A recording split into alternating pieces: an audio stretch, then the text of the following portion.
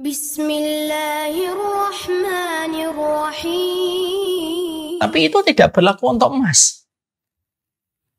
Maka sesungguhnya emas itu dikatakan oleh Rasulullah. Rasulullah itu ketika membuat perumpamaan, perkataan, narasi, konsep berpikir yang disampaikan Nabi itu dibimbing dengan wahyu. Dan itu mengalahkan perkataan motivator siapapun. Makanya kalau para motivator itu betul-betul ngaji, Masya Allah itu banyak hal luar biasa yang mereka bisa sharing dari apa yang diajarkan oleh Allah dan Rasul. Makanya Rasulullah itu pun membuat perumpamaan. Ya orang mukmin itu ya kayak emas. Yang dia tidak perlu menyalahkan apapun. Karena emas itu dimanapun tetap emas. Ya, mau dia di tengah kondisi yang buruk pun tetap emas. Mau ditaruh di selokan orang pun tetap rebutan. Mau misalkan jatuh, maaf ya, ke urinoir pun orang juga tidak jijik untuk tetap memungut emas itu. Karena apa? Sekalinya dibasuh tetap harganya mahal. Tidak ada namanya emas ini 24 karat. Tapi pernah jatuh ke selokan, ya sudah saya kurangi deh harganya 200.000. Tidak ada. Karena orang tidak akan pernah mau dikurangi harganya hari gara-gara emas itu masuk ke selokan. Ini menunjukkan kepada kita perkataan yang disampaikan oleh Rasulullah dalam riwayat Baihaqi yang ada pada riwayat ini. Itu menggambarkan kepada kita, itulah sejatinya seorang mukmin. Seorang mukmin itu adalah orang yang mereka tidak beralasan dengan gampang menyalahkan atau malah condong untuk playing victim. Tapi orang mukmin itu adalah orang yang tetap bagaimanapun dia berkilau, dimanapun dia berada.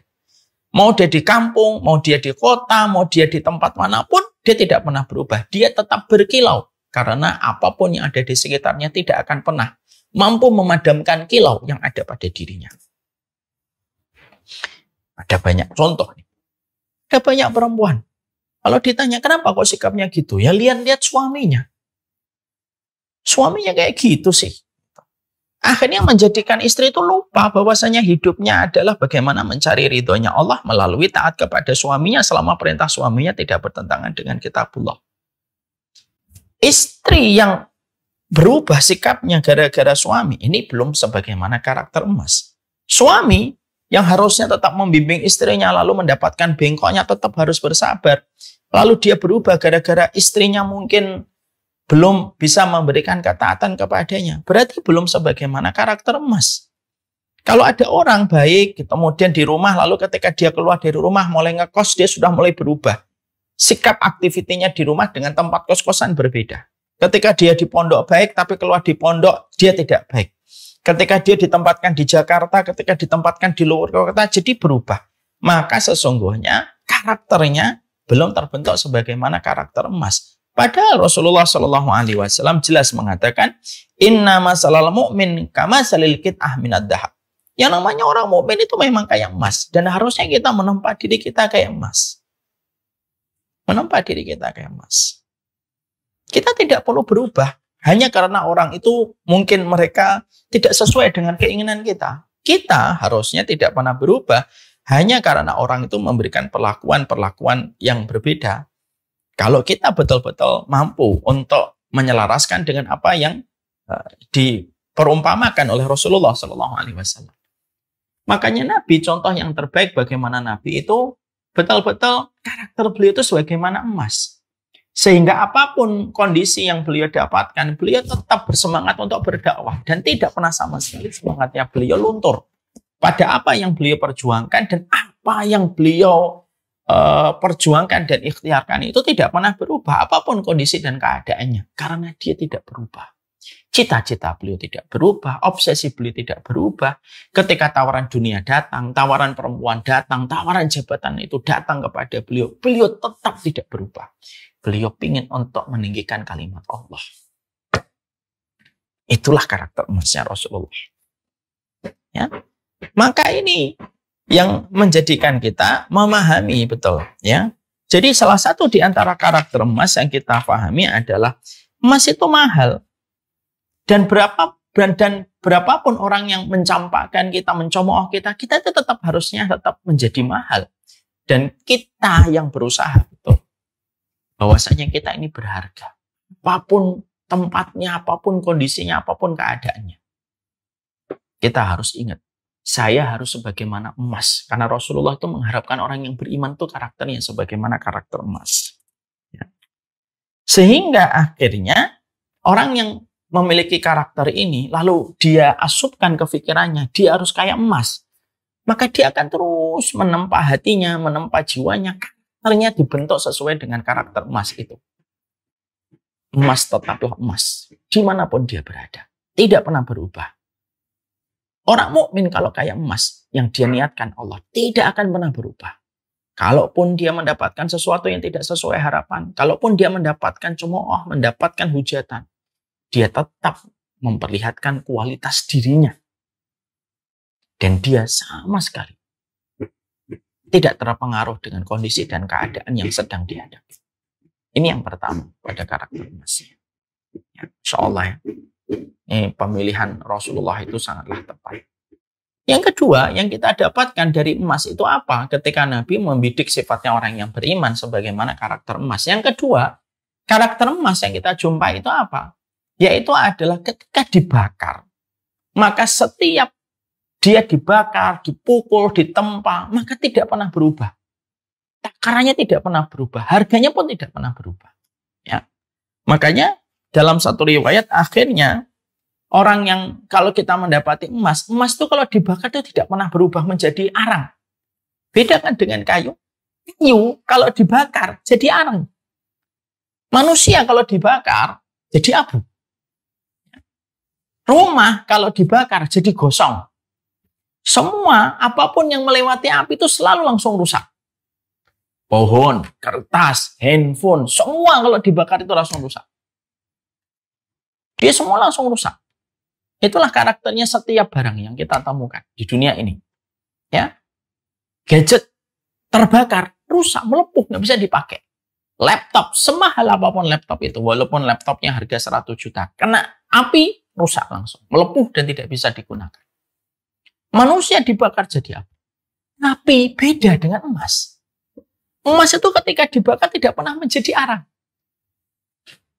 Jadi emas itu kalau dibakar tidak pernah menjadi arang dia. Dibakar dengan suhu tinggi, maka dia tetap akan mencair kuning, tapi tetap kuning. Harganya tetap sama. Dia bisa dibentuk menjadi cincin, dia bisa dibentuk menjadi kalung, dia bisa dibentuk menjadi bagian dari jam, dia bisa dibentuk menjadi bagian emas pada handphone yang mahal. Dia tetap menjadi emas, tidak pernah menjadi arang. Kekuatan emas yang tidak pinah, yang tidak pernah menjadi arang, itulah namanya kekuatan emas. Makanya akhirnya ketika Rasulullah mengatakan, inna faqat aliha ahmarrat. Kalau dibakar, dia memerah. Wa in wazanat lam tangkus. Tapi kalau sekalinya dia dibakar, sekalinya dia ditimbang, dia tidak pernah berkurang. Dan tidak pernah menjadi arang. Maka yang kita dapatkan Rasulullah SAW itu sebagai guru tercinta yang kita muliakan beliau dan kita harapkan syafaatnya. Rasulullah itu kasih tahu kepada kita lewat hadis ini. Nah, kalau kita anaknya beliau, kita keluarganya beliau, kita muridnya beliau. Seakan-akan Nabi itu ngomong, nah kamu tuh kayak emas.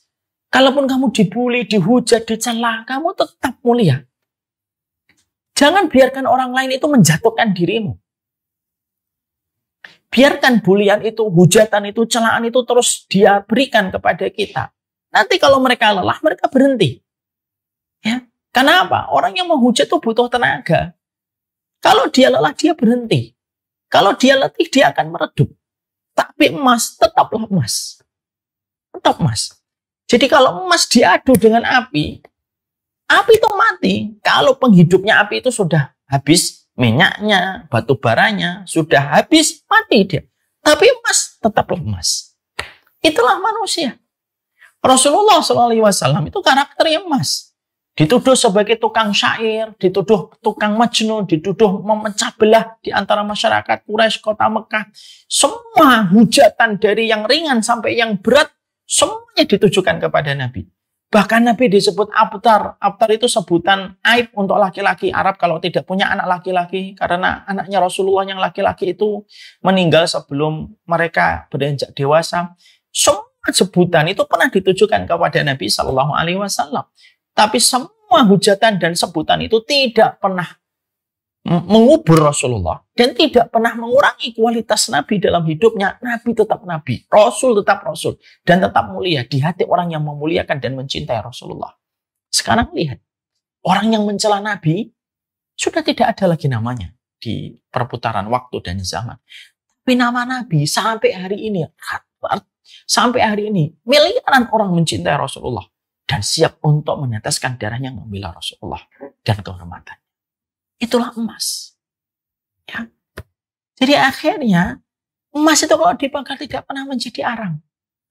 Maka sepermamaan itu adalah setiap hujatan. Kita tuh pasti mendapatkan hujatan dalam kehidupan. Tidak mungkin orang itu tidak menghujat kita. Dan tidak mungkin semua orang itu akan senang kepada kita. Bapak Ibu tahu kenapa Allah turunkan surat Al-Humazah? Ayat pertama surat Al-Humazah. Wailul likulli humazatil lumazah. Celaka orang yang mencela dan menghujat.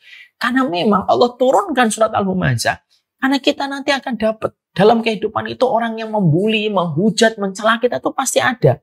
Nggak kenal kita, menghakimi kita dengan apa yang dia dengar, tidak apa yang mereka lihat. Ketika kita tahu bahwasanya kita pasti mendapatkan hujatan, ataupun kita mendapatkan bulian, baik orang yang kenal kita, ataupun yang tidak kenal dengan kita. Ingat satu. Yang kita ingat itu adalah, emas tetaplah emas. Dihujat dan dibuli. Harusnya tidak pernah meredupkan dan tidak pernah menguburkan kita. Tapi justru semakin menjadikan kita berkilau dan semakin يا ربي شكرا هديت قلبي شكرا